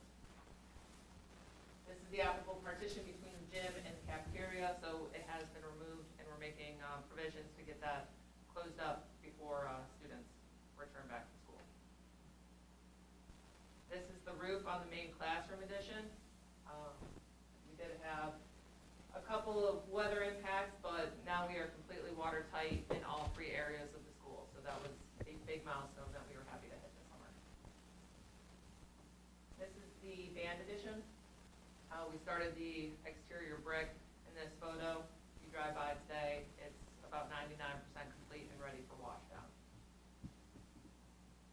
In the new secure vestibule, we do have the brick up in this location as of today. This is the framing and the roofing in progress at the new vestibule. Any questions? Yay. Looks wonderful. Thank you. Superintendent recommends approval of requisition number 9. Can I have a motion? John Andy, so moved.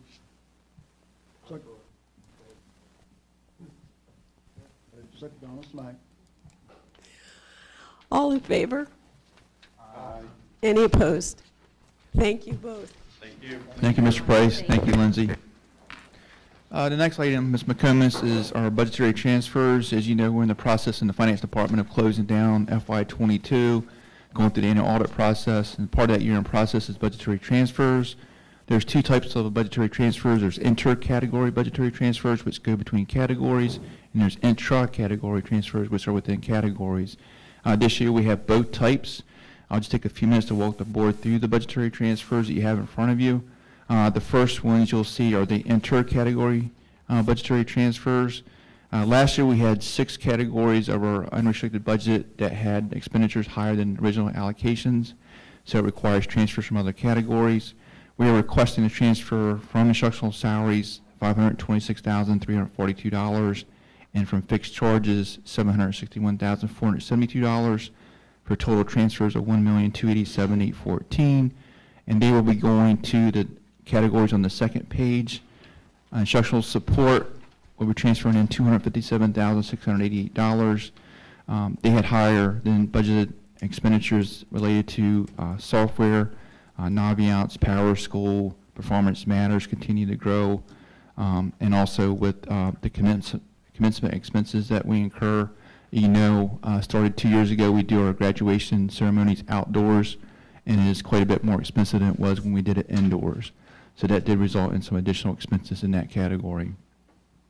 Under textbooks and classroom supplies, we continue to see increased costs in instructional supplies, specifically paper. Copy paper has just gone through the roof over the past year with what we're paying for copy paper. So we're transferring in $149,885 into that category. Other instructional costs, we're transferring in $118,769. That's related to us increasing our broadband capacity. Last year, we went from 2 gig to 4 gig for our broadband capacity, related to online learning and having better connections for students in the classrooms with iPads and those types of things. And also Verizon, we had some issues that we had some disputed charges going back and forth for about 2 years with Verizon, and we settled up with them last year. That was about $40,000 more. Student transportation, as the board knows, we paid a fuel supplement last year to our bus contractors. That was over $200-some thousand in fuel supplement. We continue to pay our bus contractors additional time for cleaning related to COVID protocols. That was about $80,000 more. Also some additional after-school and summer school transportation costs that used to be covered by grants had to be picked up locally. And also the insurance that we pay for the excess bus liability continues to increase every year. Operation of plant, some things that drove those higher than anticipated costs was utility costs continued to go up last year, and also the cost of supplies. Custodial supplies are going up every month. And maintenance of plant, we had some additional supplies and materials costs, HVAC supplies and those kind of things. So the main thing is we're covering all those additional expenses within our own budget. We're not asking for any additional supplemental appropriations from the county commissioners. We're doing all within in-house resources. I don't know if there's any questions on those intra-category transfers from the board. And right behind that, we have 4 pages of intra-category transfers, which are basically just within the category, just kind of house cleaning items. The inter-category budgetary transfers, once approved by the board, will be submitted to our county commissioners. They have to approve the inter-category budgetary transfers as well. We'll send those over after the board approves them today. So it's basically a lot of housekeeping, going through the annual audit process and making sure everything's cleaned up for year end. But I'll take any questions that the board may have. Any questions? Thank you. So the superintendent recommends approval of the budgetary transfers as submitted. Thank you. Can I have a motion? So moved, Nate Passport. Second thought. Thank you so much. All in favor? Any opposed? Motion passed. Thank you very much. The last item I have is the monthly financial report for the month of July, with non-salary expenditures totaling $2,063,985.94. The superintendent recommends approval of the July monthly financial report as presented.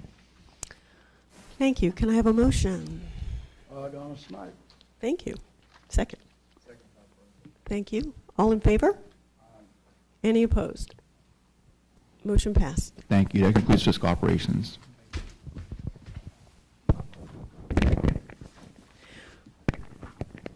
We come to the section of our board meeting where we have Board of Education reports, and I'd like to open up the floor to any of my fellow board members for any comments you may have. Thank you, Ms. McComas. Student reps, thank you for being here. Please don't forget, being a teacher is a wonderful occupation. You can go off and get your teaching degree and come right back to Worcester County, and we'll hire you to be a teacher. So please think about becoming a teacher. We need teachers. So please, and please tell your fellow students to think about being a teacher. It's a phenomenally wonderful, wonderful profession where you can make a difference in a student's life each and every day. Second comment, I wanted to thank the coaches who are out on the fields. Being a former high school coach, coaching in August, as well as the band directors and band front folks out in the fields right now in August. So I thank all the coaches for being there and the difference that you're making in a classroom that's not necessarily within 4 walls, but it's a classroom in itself. And also the band directors and band front leaders who are getting our bands ready for the fall season and also for the holiday parades. So I know it's hot and being outside and doing all those kinds of things. So I just wanted to encourage our student reps to think about being a teacher and to thank our coaches, band directors, band front for doing all you're doing to prepare our students for the fall competitions as well as band. Thank you. Yeah, and I'd like to thank the board for assisting with renaming the hallway at Logan High School. It was just an emotional, it kind of crept up on me. Sure. But thank you very much. I appreciate that. I know the families do.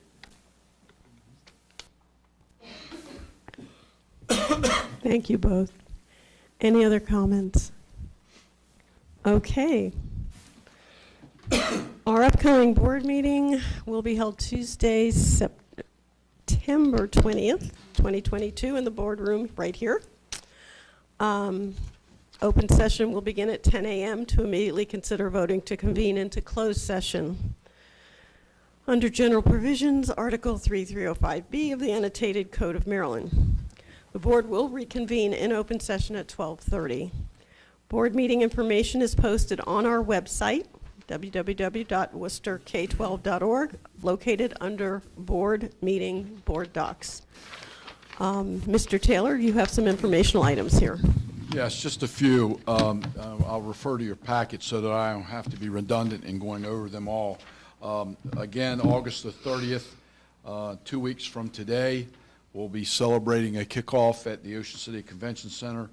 Certainly would love to have your presence there that morning. It begins at 9 o'clock. Also listed in your packet are several open house or back-to-school events. You heard of a couple big bashes by our student reps today in the Pocomoke and Snow Hill area. Those dates are listed in your packet as well, but their individual schools have things going on. Don't forget that the most exciting day of the year is on September the 6th when we open the doors to all of our kids and staff. And so I'm excited that we will be doing that on September the 6th, and we will be touring those 14 facilities that day, and would love to have as many of you attend with us as possible.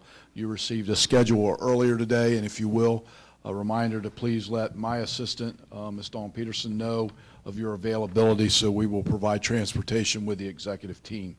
And last but not least, on October the 6th through the 8th, the MABE conference this year, it is not held in Ocean City as it's been in the past. It will be held at the Westin in Annapolis. If you have any interest in that, you can let my office know as well. I will be up there for part of that event because we will be having our monthly superintendent meetings going on during those times. So any interest, let Dawn know as well. And I believe that's all I have, Ms. McComas. Thank you, Mr. Taylor. Okay, barring any other comments, can I have a motion and a second to adjourn our open session? I'll make a motion. Adjourn. Thank you. Second? Mr. Ferrante, all in favor? Aye. Any opposed? This meeting is adjourned.